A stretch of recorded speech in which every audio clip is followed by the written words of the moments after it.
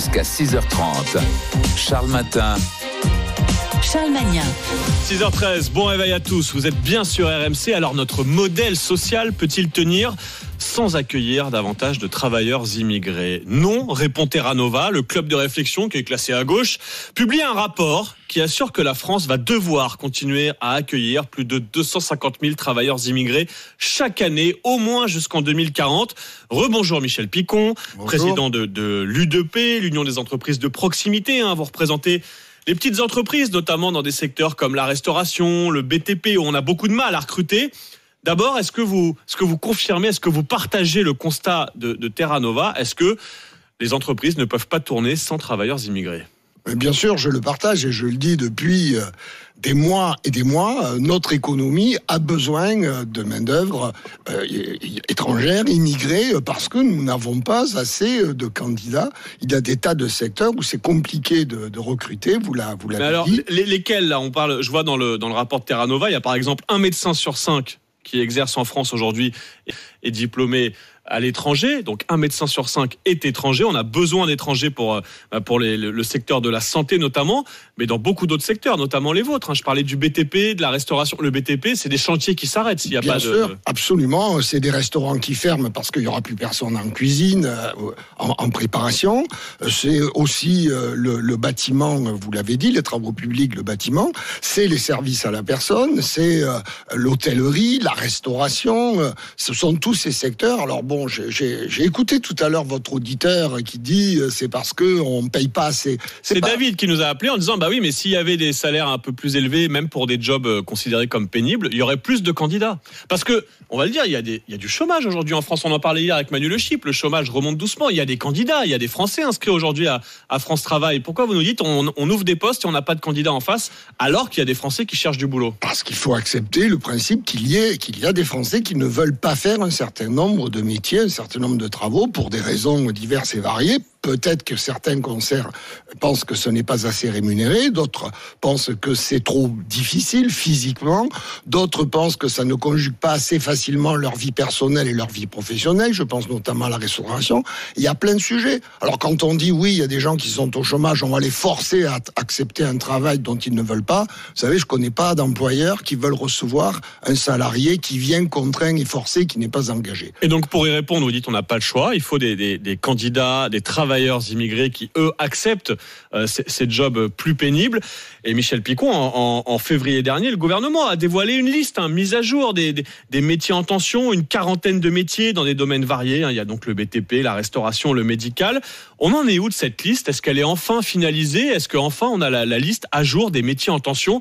Dans quel secteur est-ce qu'on va favoriser le recrutement de travailleurs immigrés? Alors cette liste, nous y avons travaillé partout en France, dans les directions régionales, sur les besoins régionaux, puisqu'elle est adaptée région par région. Oui, c'est ça, c'est selon les régions. Absolument. On recherche certains métiers, ça va de l'aide à domicile à l'ouvrier agricole, infirmier ou infirmière, absolument, couvreur, aide-soignant. Selon les régions, il y a des besoins spécifiques qui sont chiffrés, presque au poste près. Tout à fait, nous avons fait ce travail, on n'a pas été entendu sur tous les besoins que nous avions. Bon, et puis aujourd'hui, on attend, et ça ne sort pas. Mais on attend quoi? On attend qu'elle soit publiée au journal officiel? Absolument, on attend un arrêté de publication. Qui doit signer l'arrêté? Je pense que c'est le gouvernement, c'est la ministre du Travail et le ministre de l'Intérieur, et pour des raisons peut-être qui n'ont rien à voir avec notre sujet, cette liste ne sort pas. Et ça maintient encore des gens dans l'irrégularité. Et pourquoi? Vous dites que les politiques, le gouvernement a peur d'assumer, de faire venir des travailleurs immigrés? Oui, je pense que ce sujet est touchy, comme on dit, pour les politiques en ce moment, dire oui, nous avons besoin d'immigrés, nous allons en faire rentrer. Il y a une espèce d'association malheureuse et détestable, immigrés, délinquance, et donc tout le monde est un peu fébrile là-dessus. On a une démographie qui s'effondre. Ça rejoint nos sujets de financement de la protection sociale, nos sujets d'équilibre de nos régimes de retraite. Si cette démographie qui se déséquilibre, on ne trouve pas des apports de population, on n'a pas fait assez d'enfants. Enfin, ma génération n'a pas fait suffisamment d'enfants.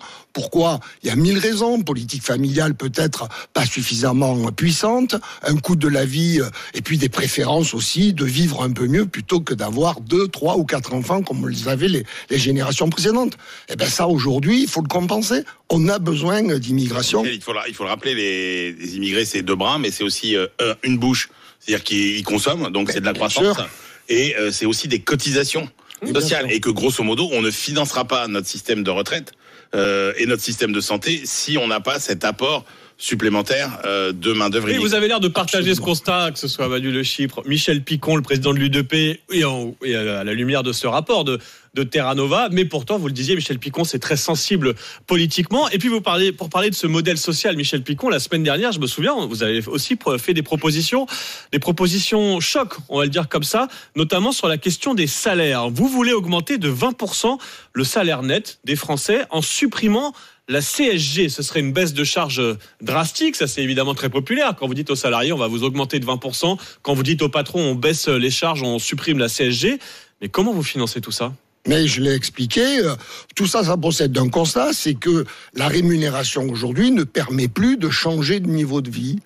Moi, tous les jours, on me dit ça, on me dit entre le brut de mon salaire et le net, il y a une différence, c'est pas possible, mon employeur peut pas aller au-delà, et moi, j'arrive pas à vivre avec le net que j'ai. Tout ça, ça provient parce que depuis des années, on finance notre modèle social sur le travail, sur l'activité. Alors, la CSG, par Michel Rocard... C'est 100 milliards d'euros qu'il faut trouver. Oui, vous les trouvez. Moi, personne n'est contre.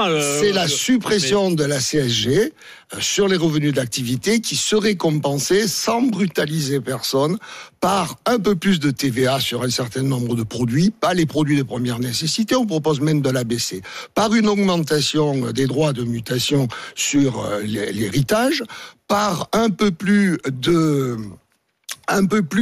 taxation sur la flat tax, de 30, on peut passer à 36, on serait bien loin de l'ère de Nicolas Sarkozy. Mais vous voulez aussi... Ça veut dire qu'en gros, on taxe moins le travail et un peu plus l'épargne. Exactement. On déplace le financement sur le travail vers tous les revenus qui permettent d'avoir des revenus sans travailler. Notamment les retraites.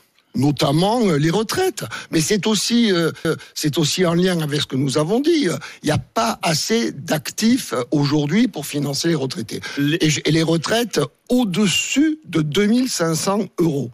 Au-dessus de 2500 euros. Il faut déplacer 107 milliards de CSG sur les revenus d'activité et les déplacer sur ces 4 facteurs. Pour que le salaire net devienne l'équivalent du brut, c'est votre proposition. Michel Picon, président de l'UDP, les entreprises de proximité, vous représentez les petites entreprises et vous partagez le constat de Terra Nova. Il va falloir davantage de travailleurs immigrés pour maintenir le modèle social français, pour remplir aussi tous ces postes non occupés pour lesquels vous ne trouvez pas de candidats dans la restauration, dans le BTP. Merci d'être venu défendre vos propositions ce matin en direct sur RMC.